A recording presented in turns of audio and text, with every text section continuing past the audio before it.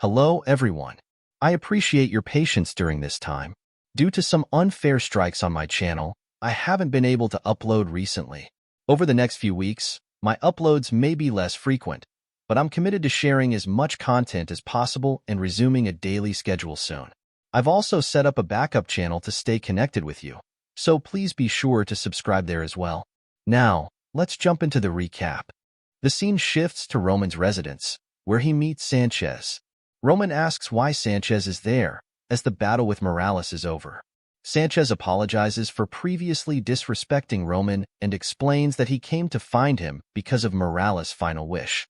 Sanchez hands Roman a document, revealing that Morales intended to expose Valhalla's secrets publicly. Sanchez adds that the conflict goes beyond the battle with Barboza. Even if Roman defeats Barboza, Sanchez cannot ensure Roman's safety. Morales states that some of Valhalla's powers have colluded with Kronos, and that Roman's presence at the festival was influenced by the Kronos Empire. Valhalla has no intention of letting Roman leave alive. Sanchez urges Roman to leave Valhalla immediately, promising to help him. Roman responds that he understands and acknowledges the delicate balance between Kronos and Valhalla, noting that many believe Valhalla turns a blind eye to Kronos' atrocities.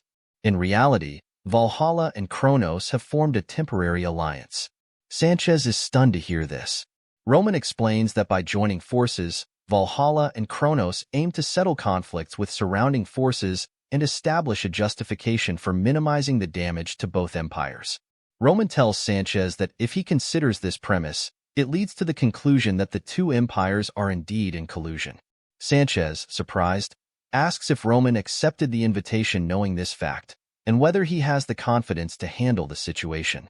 While Sanchez acknowledges Roman's strength, he points out that even humans have limits, and that once the warp gate connecting to Dimitry is blocked, escaping from Valhalla's grasp will be nearly impossible. At that moment, Roman informs Sanchez that even if the hidden truth is revealed, nothing will change. For the weaker nations on the continent, including Dimitry, protecting their own territories will inevitably mean facing this harsh reality. Even if Valhalla is setting a trap for him, Roman remains resolute. Kronos then attempts yet another plot to eliminate Roman.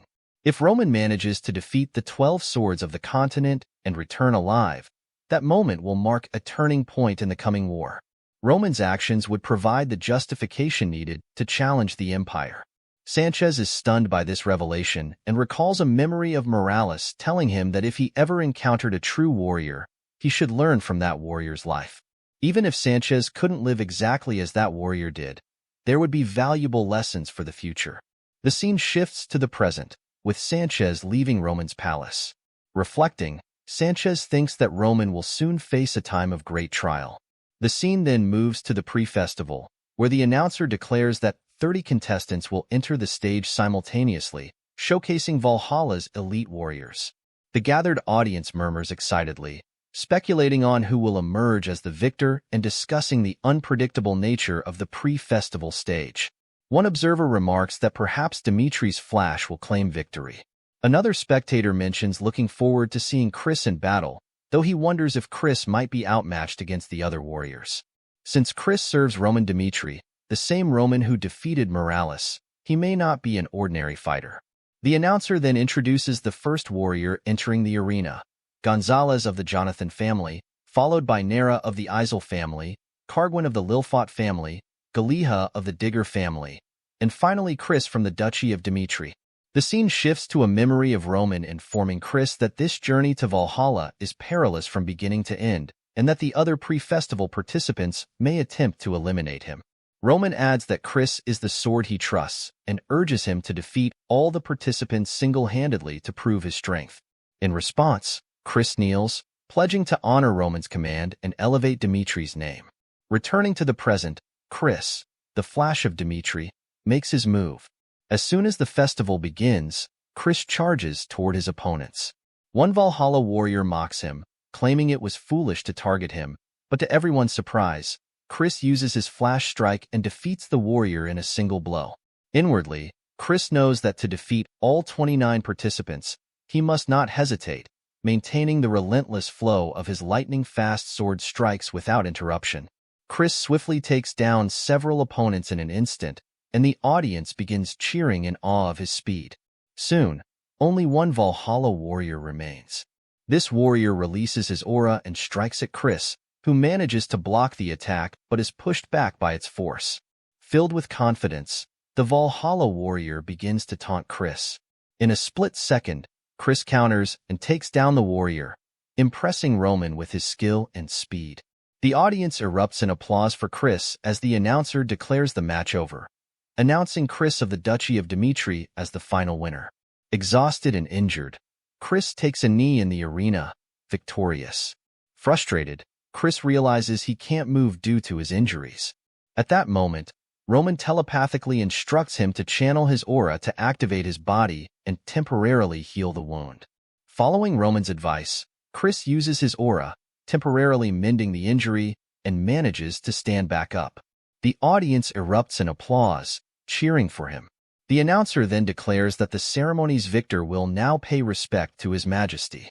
Inwardly, Chris reflects that there is only one person to whom he would show respect. To everyone's shock, Chris directs his gesture of respect toward Roman, pointedly ignoring the Valhalla Emperor.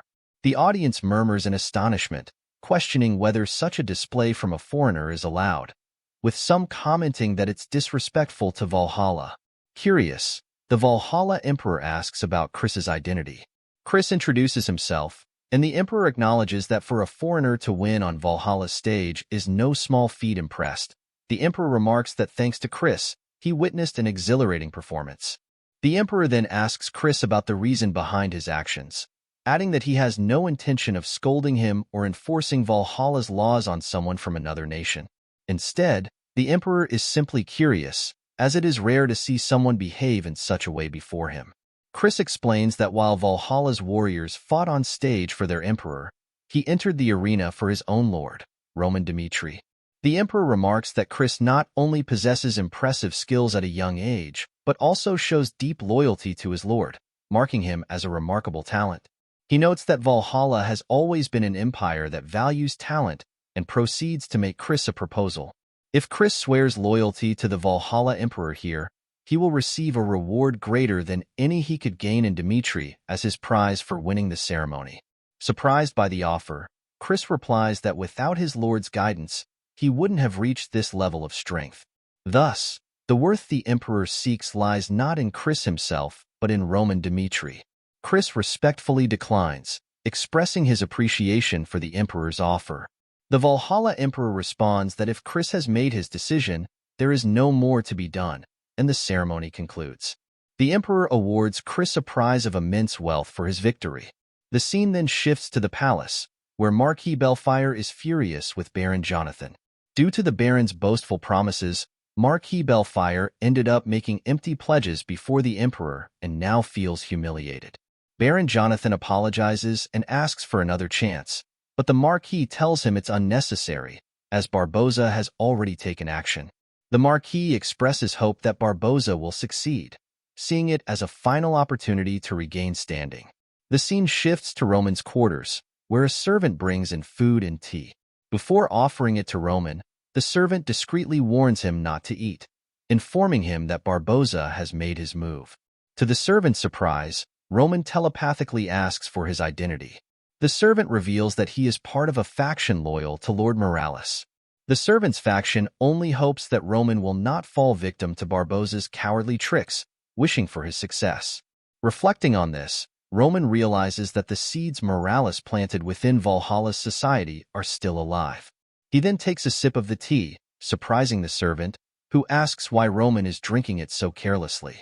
Concerned, the servant inquires if Roman is aware of what might be in the tea.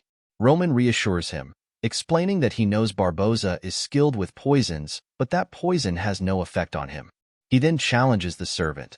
If he truly wishes to help, he should test the remaining tea to prove it contains poison. The servant confirms it's possible, but time is an issue. Barboza likely chose this night of the ceremony for a reason, and any evidence presented afterward might be dismissed, especially coming from the defeated. Roman tells him not to worry, assuring him that if he brings Roman the results he needs, he will also achieve the outcome he desires. Roman suggests they start by catching the tail. The scene shifts to the kitchen, where Roman confronts the chef who prepared his food. The chef insists on his innocence, to which Roman responds that if the chef is truly innocent, he should call someone who can take responsibility for the situation. At that moment, Baron Jonathan rushes in, urging Roman to stop immediately. Roman, maintaining a serious expression, informs Baron Jonathan that the servants had just served him poisoned tea and were then rewarded with pouches of gold, as if they were being praised for their actions. He adds that it seems someone hopes he will lose on the festival stage. Shocked, Baron Jonathan wonders if Barbossa's plan has somehow been exposed but quickly tries to cover up, telling Roman that such a claim is unfounded and that Roman should not disgrace Valhalla, especially during such an important event. Jonathan asserts that if anything improper has happened, he will take strong measures to address it, suggesting Roman's suspicions are excessive and that his fears are unfounded. Roman responds that there is no need to cancel the festival stage. It will proceed as planned. However, he has no intention of letting today's incident go unnoticed. If poison is found in his teacup, Baron Jonathan will be held accountable for his words. The scene shifts to Barbossa's palace, where Marquis Belfire informs Barbossa that Roman has discovered the existence of the poison. The Marquis asks if this is a problem. Barbossa responds, explaining that the poison he used is different from typical poisons. Initially, it has little effect, but over time it disrupts mana. Roman is likely aware that the poison has not fully taken effect yet, which is why he remains confident. Impressed, Marquis Belfire acknowledges Barbossa's reliability, to which Barbossa responds, telling the Marquis to trust him, as always.